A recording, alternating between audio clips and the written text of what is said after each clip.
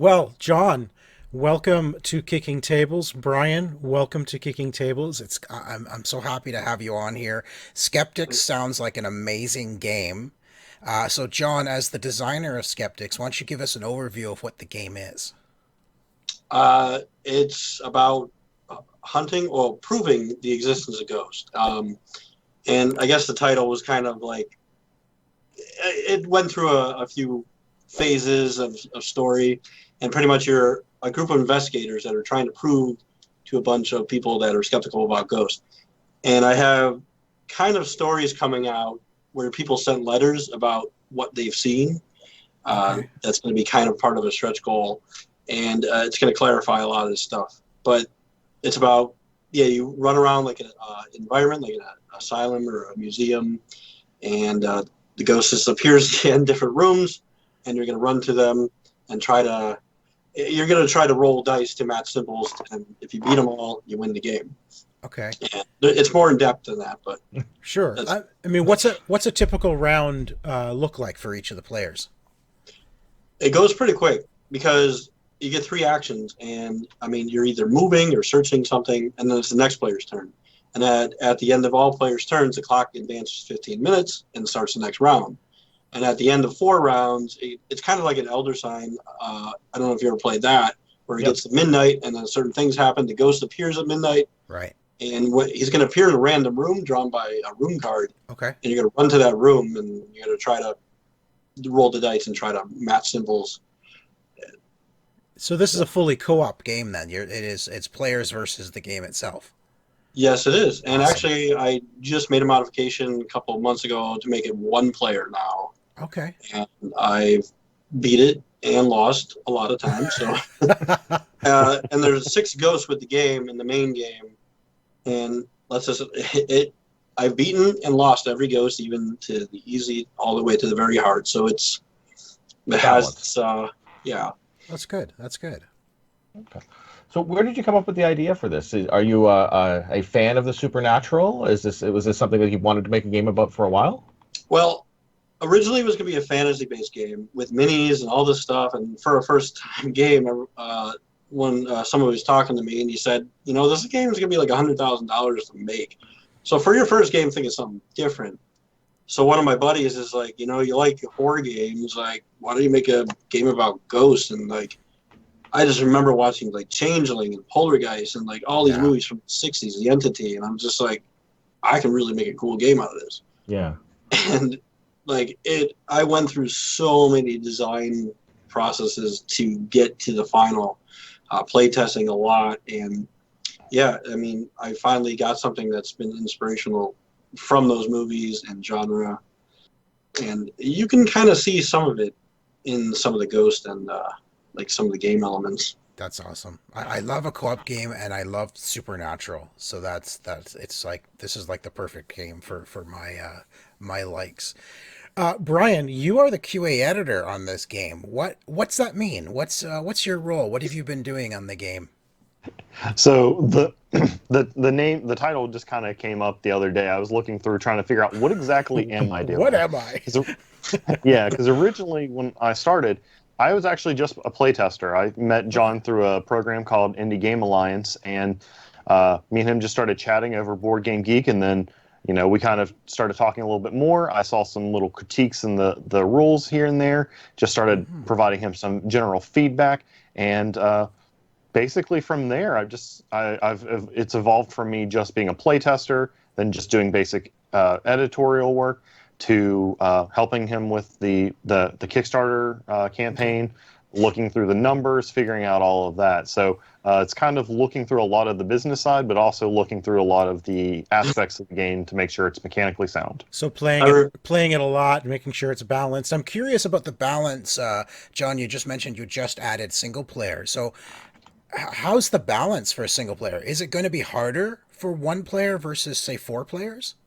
No, actually, so when you're playing a 4-player game, 3-player, you divide your items up, and some people get stronger items than other people, and it helps kind of modify some of the dice. Like you can upgrade dice and change and re-roll. When you're 1 player, there's no one else to be like, oh, I want that item. You get everything that you can handle, and you can get all the stronger stuff. The only tough part is like the ghost appears in random places throughout the board, so you might not be able to reach them on a certain turn, and you might have to wait the next round. That's the only disadvantage. However, you get more room cards. Like I made it so 2, 3, 4 player all come up to 144 rounds. So you take out an amount of room cards in the beginning of the game, but one player uses all the cards. So people could get frustrated, and there's like, oh, I only have 4 room cards left. But then you start to know the position of where the ghost is going to appear because you start marking where he appears, and eventually you're just going to you'll be in the position where he is, and you're just going to knock out like these symbols that you have to roll for and win the game. No, it's I would say it's pretty balanced. I mean, I've played it myself quite a bit with one player, and I've never complained about it. I wanted to say something about Brian, like meeting him as far as like how I got him on board too. Is like he started like grammar correcting some of my stuff, and that's what made me think. I was like, this guy would be an awesome editor. And I asked him one day, I was like, Brian, do you mind reading my rule book and then my cards? And then I started getting everything and made a list and Nice. and then now he's doing everything. That's great. Well, that's fantastic. awesome. Yeah, it's been an awesome help. So, John, I want to ask a bit more about the ghosts. You said that you've got 6 ghosts in the game, and you mentioned like some of the classic movies that were your inspiration. Are we going to see that inspiration in the ghosts in the game? Are we going to be able to like sort of like that? I recognize that ghost from from this. Well, or there? Yeah, I don't steal or swipe directly, but you can see. Okay, so there's a child ghost, and the picture was my stepson I took, and I kind of put the Children of the Dam look to him. I gave him the glowing eyes and everything. And then he closes doors like when he gets mad, or when he shows up on the board, he closes like all the doors next to him, and that was inspired by Changeling. Yeah. So the Poltergeist, obviously, just from the movie, but it's more just flinging objects around. But if I didn't know about that movie, I probably wouldn't have made that ghost. Like, right. Yeah. And then there's a stretch goal coming out. I don't really know what I mentioned yet, but it has other influences in it. Oh, nice. And, one was my stepbrother's grandmother, I always tell the story. He and my sister were like, well, I don't think it's good that you're like zombifying my great grandmother. So I had to change the picture, and this was inspirational from the ghost story with the woman in the dress. I don't know if you ever saw it in the 80s. Yeah, absolutely. She haunts that house, and that was inspiration. And I used their photo and changed it. But that was inspiration. And there's other ghosts you'll see. Nice. What's your favorite ghost? Each of you. Which character do you like to play against? Which ghost? Well, I'd say the art I like the most would be the Poltergeist one, but the one I like playing against the most is the Shadow, because he's like a medium. He can really hurt you in a game, and you can not win at all. And then there's times where you come really close, and you're like, wow, you can beat him. And the Woman in White, which is the one I just mentioned from Ghost Story Inspiration, she's pretty cool. So you'd have to actually play it for sure. And I look forward to being able to do that sometime, hopefully. Brian, how about you? What ghost do you like to play against? I was also going to say the Shadow. It's the one that I've played against quite a few times, and it's the one that just kind of feels fun and unique to play against. Like, they each have their own flavor, because they each have their own abilities that's just always in effect, and then they have their own midnight abilities when they appear. So they're very interesting how diverse they are. So, but the Shadow is just one I kind of enjoy playing against a lot myself as well. So really, like, each of the ghosts really change up how you play the game each time? Like, good. Okay. Poltergeist flings objects next to you, and you have to remove them before you can make any other moves. You have to remove those objects to get to him. Okay. And then the Child Ghost will close any adjacent door. The Woman in White will cause you to lose a turn if she appears on your space. The Shadow, it's a little more detailed because you have to know the game about him, but he adds a little bit extra stuff. And then there's one ghost that he only appears when you roll a certain amount of dice, the Apparition, which is the hardest ghost in the game. Restless Spirit's another one. Awesome. Actually, you remove tokens if you don't satisfy a roll, you have to remove a previous roll because he's restless. Oh, Oh, Like, wow. Yeah. Okay. They really affect really what ramps you're the doing. difficulty. Yeah, for sure. yeah. Yeah. How did this game evolve? What did it look like when you first started versus what it looks like now? Is it different? Did it remain mostly the same? Or even Brian, by the time you came on, how has the game changed?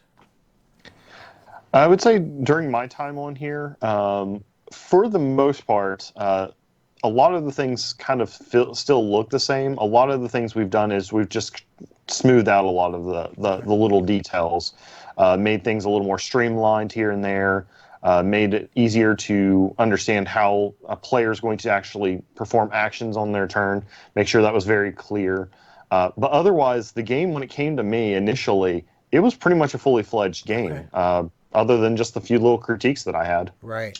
By the time Brian had it, it was 3 years into prototyping already. Wow. Oh, wow. But it was a paper game 6 years ago, and then I went in Photoshop and did a really, really quick, like 12 by 12 square game, and I played it with a bunch of people. They're like, "Oh, wow, this is awesome!" And I was like, "Nah, but it's missing something."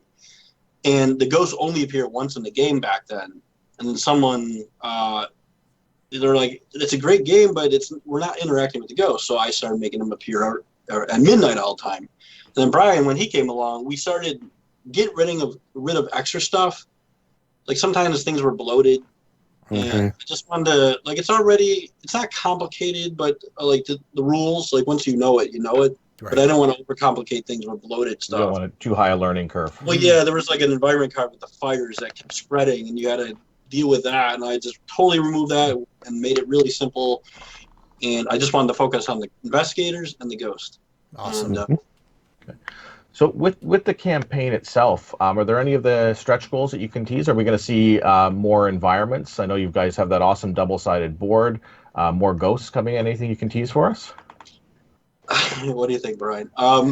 You could talk about like just do a teaser with the ghost. Okay, I'm going to talk about it because, you know, if you're watching it, you get the bonus of hearing the stretch goal. Okay, so one of the ghosts, it's a later stretch goal, is based off my twin daughters. Oh. And people will say it's inspirational from The Shining, but no, it's really from my daughters. And they appear like both of them appear on the board in different rooms at the same time, and you have to knock all their symbols out. And Not like, at the end of the hallway.